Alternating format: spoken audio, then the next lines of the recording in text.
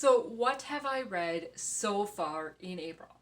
Well, I have broken my kind of record that I've been setting in January, February, March with only reading 4 books in the first 15 days of the month. I read 5 books in the first 15 days of this month. What's going on? I normally read 5 books in the last half of the month, but I did it in the beginning. But I mean, that's because I finished a book on the first. So really, did I read? Yeah. So let's talk about those books. Hi, my name is Jeanette, and I want to thank you for joining me on the channel Jane Reads. So today I'm going to talk about the 5 books that I have read so far in April. As in previous videos, I filmed wrap-ups as I finished each book or each series. Because I read a series, I filmed the wrap-up with the series together. Let's see what I had to say about those 4 books here. Let's chat about Sandpiper Cove by Irene Hannon. This is book number 3 in the Hope Harbor series. It was a reread for me. I originally rated it 5 stars. This time through, I rated it 4 stars. And not really because of a problem with it. There was just a couple things that I would have liked to see, and I think I've become a little bit more fussy in my rating system and what I give 5 stars to. That's the only thing, right? So in this one, we are following Police Chief Lexi Graham, who is a single mother with a 5-year-old son, and she lives with her mother. Then the other character is Adam Stone, who is an ex-con who has arrived in Hope Harbor about 18 months ago, and since arriving he has become a model citizen and is trying to turn his life around. And we very briefly met Adam in book 2, which is Sea Rose Lane, because he works for BJ, who was the carpenter, the main person in book 2. Okay, so there have been acts of vandalism in town, and Adam's place has been vandalized. And that is how Lexi and Adam originally meet, is Lexi responds to the vandalism act and trying to investigate and get clues about who might have caused this vandalism. So that's how they originally meet. So then they kind of develop a little bit of a friendship. But is it weird? Can a police officer and an ex-con have a relationship? Is that possible? They are in a small town, rumors, stuff, but is Adam's past going to be held against him? Can his acts now change people's views of him and allow people to see him for who he is now, not who he was? So we follow that, and then we find out who is being a part of the vandalism, and Adam becomes a mentor to this person and kind of showing what happens when you start following this path, and Adam is a prime example of it. And so he's trying to show this other person how he can like change his life around and make it better and not get into trouble, right? So I really enjoyed following that storyline. And I really enjoyed kind of seeing Lexi and Adam develop a relationship and kind of watching it grow. I really, really enjoyed that. So the reason I gave it 4 stars is I would have liked to know more about Adam's actions that landed him in jail in the first place. And it would have been nice to have a scene between him and Lexi where he shared his past with her. And they talked through it. It didn't seem like they really were open about it on the page. There is a scene where Lexi shares her past with Adam and kind of what she's been through and how she ended up as a single mother and kind of working through those emotions. But there wasn't a scene where it was the reverse of how Adam ended up where he is now, right? Which I really like to see. So that's why I kind of gave it 4 stars, because I felt like we didn't get to know Adam as well as I would have liked to get to know. But I really enjoyed these characters and I was totally rooting for them. And the scenes with Max, the 5-year-old kid, and the comments made by the mother towards Lexi and trying to encourage her, but also kind of really encourage her to step out and trust and not get stuck in the run down and be happy with settling where she's at now and not dreaming for the future. I really enjoyed that. So yeah, so that was my visit to Hope Harbor again, and I'm still working my way through this series, so I will be picking up book 4 probably next month, I think. I don't think I'll get it to this month, but we will make it through. Okay, so I finished the 3 books in the Three Sisters Island series. This is by Suzanne Woods Fisher. I have to talk about all 3 books at once. I cannot really talk about each book individually because the characters carry over from book 1 all the way through to book 3, and the storylines continue. So book number 1 is On a Summer Tide, book number 2 is On a Coastal Breeze, and book number 3 is At Lighthouse Point. So we're following the 3 Grayson sisters. Their dad has bought this rundown camp on Three Sisters Island, and he has just retired from his prominent radio job and moves to the island to fix up this camp. So then the daughters, the sisters, come to help him. So book number 1, I put them in the wrong order. Book number 1, On a Summer Tide, opens up probably about March, I think it is, when he moves to this camp. And so one of the daughters is in college, and it might actually be February because she doesn't go back for the second semester. So I guess it's like January, February. They move there. And so then we meet the characters that live on the island, or the residents that live on the island. The thing I loved about this book, or the whole series, all 3 books do this. At the very, very beginning of the book, there's a cast of characters section. Okay, so this is not spoilers at all. Okay, so it says, Paul Grayson, age 59. He's a retired sports announcer, father of Cam, Maddie, Blaine, and grandfather of Cooper. Camden Grayson, age 28. She is the VP of a renewable energy startup company, the eldest daughter of Paul and adoptive mother of Cooper. Then Madison Grayson, age 24. She is working on getting certified as a marriage and family therapist, middle daughter of Paul.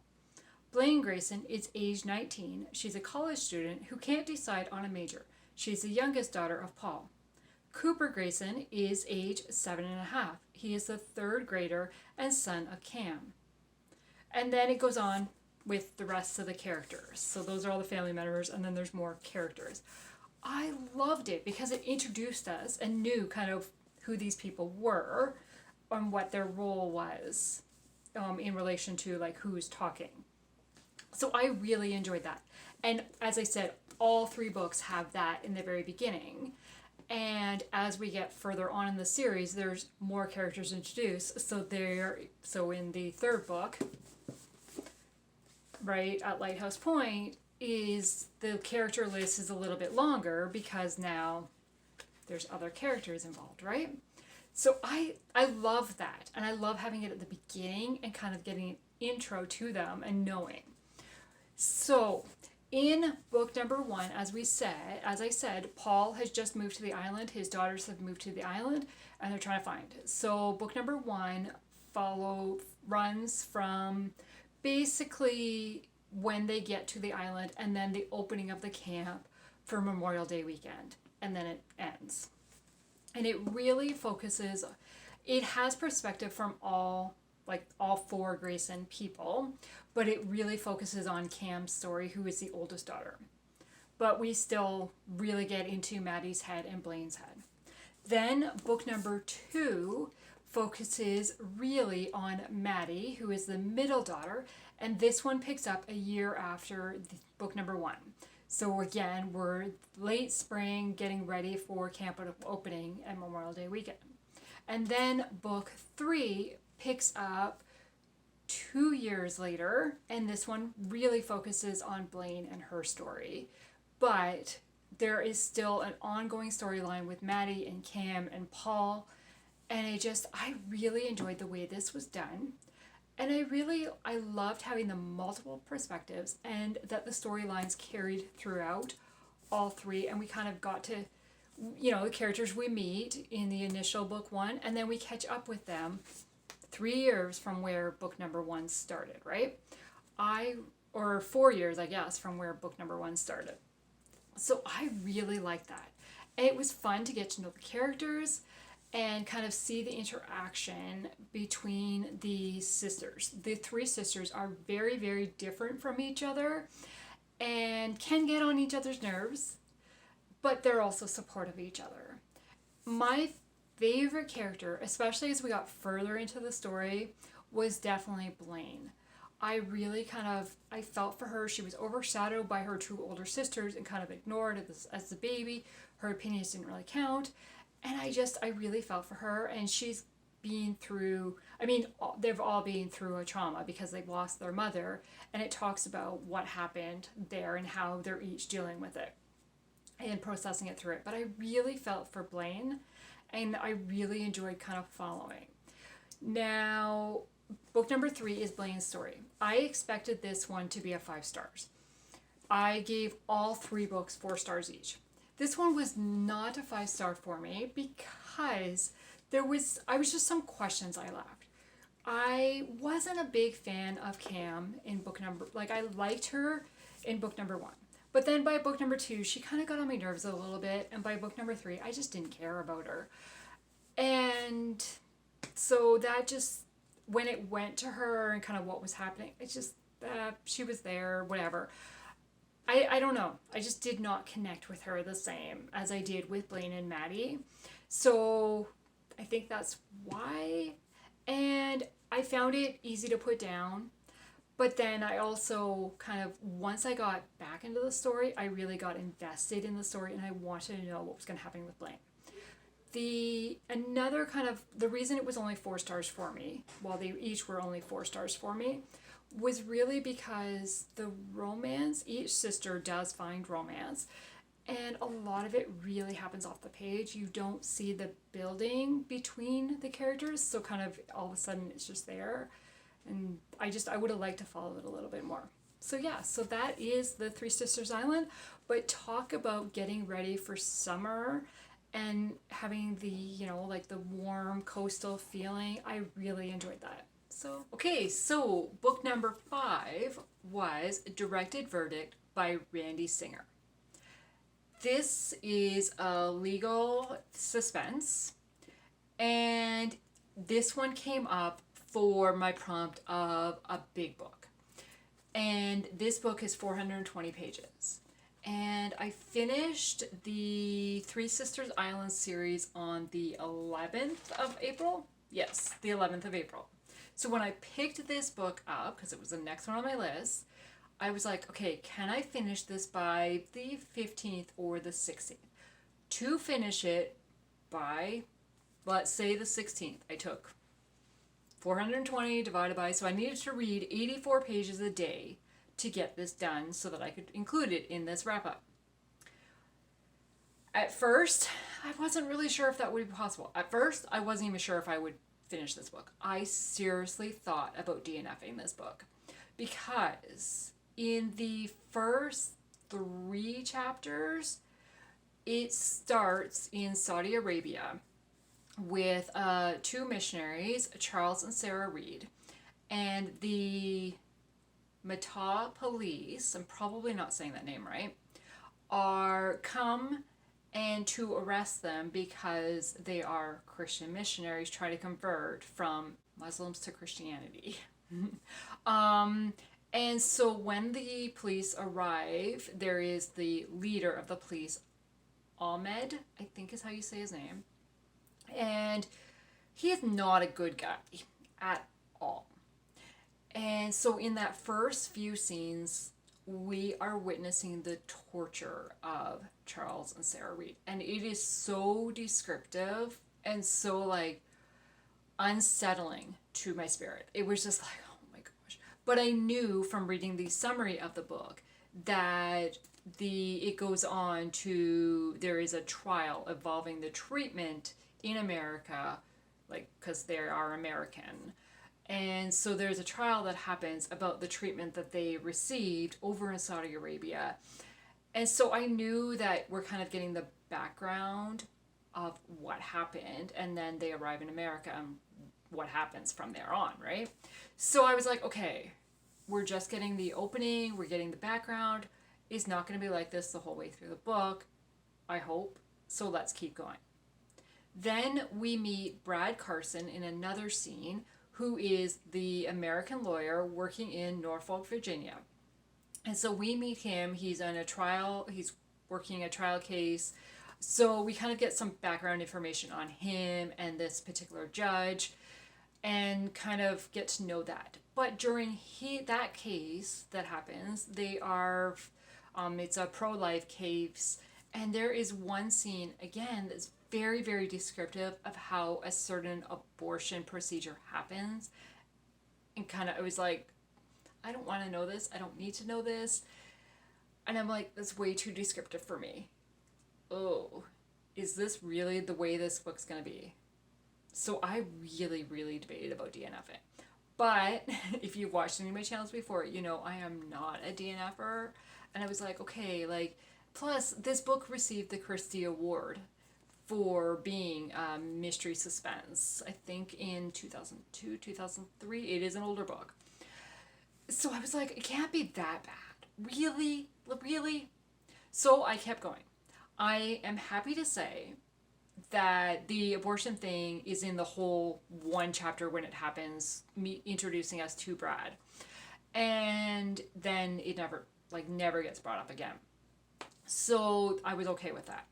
However, the torture scenes that happen with Ahmed and Sarah and Charles do get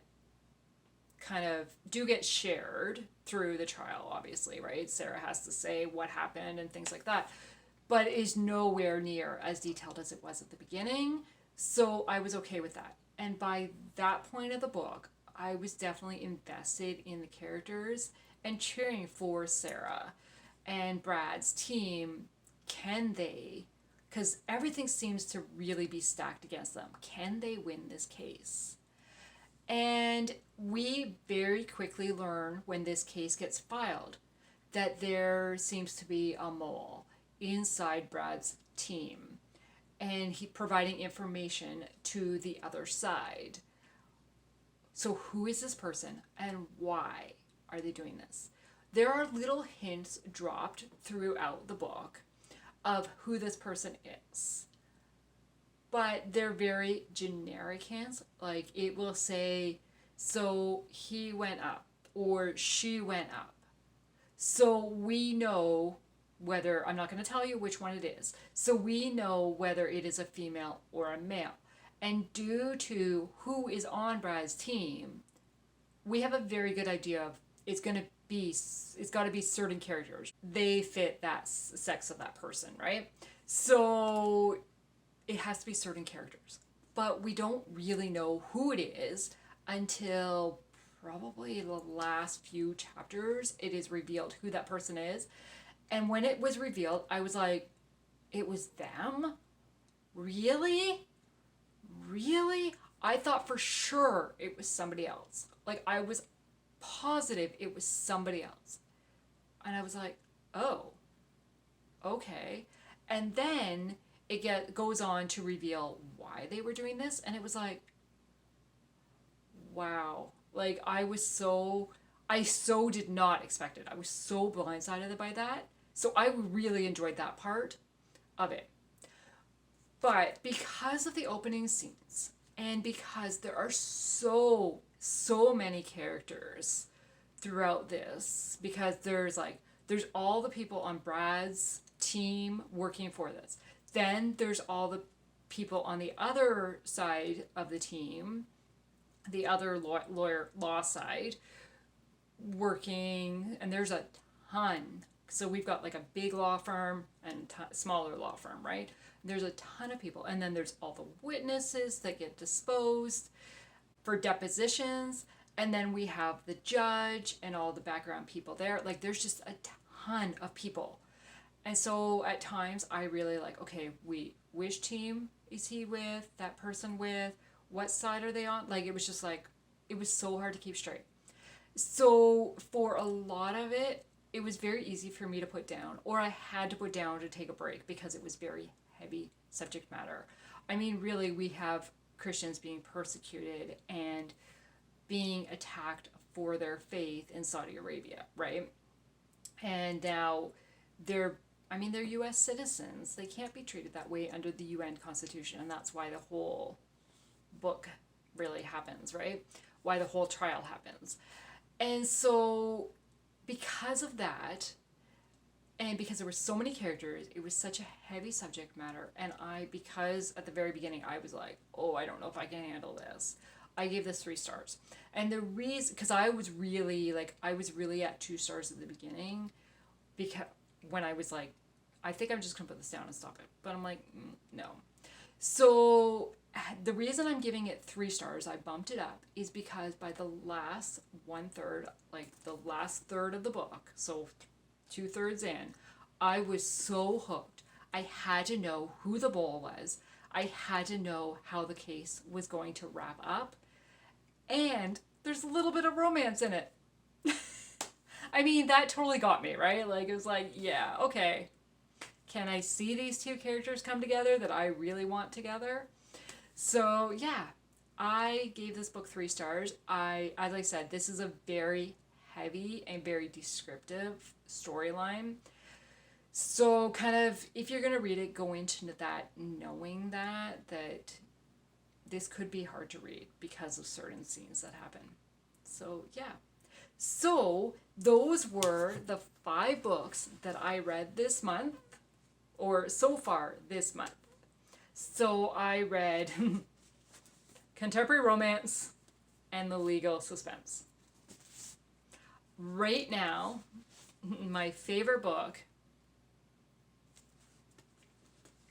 right now is going to be At Lighthouse Point by Suzanne Woods Fisher. This is book 3 of the Three Sisters Island series. So it wraps up the series and kind of gives us a nice ending on the Grayson family. So yes, so though that is my favorite so far of the month, but I mean really 4, 4, 4, 4, 3. So far I've had a pretty good reading month. So after reading a very heavy book, I am definitely going to be picking up Jennifer by D. Henderson, which is a love story. So it's a romance. And I've heard that it's really good. And I have never read this one, but I have read the rest of the O'Malley series. So I am really looking forward to this. So I'm really hoping it will kind of give me a nice lighthearted read after reading the heavy one before I get into more romantic suspense that I have for the rest of my TBR. I want to thank you for taking the time to watch this video today, and I hope you will come back to watch my April wrap-up that will be posted at the beginning of May. Thank you. Bye.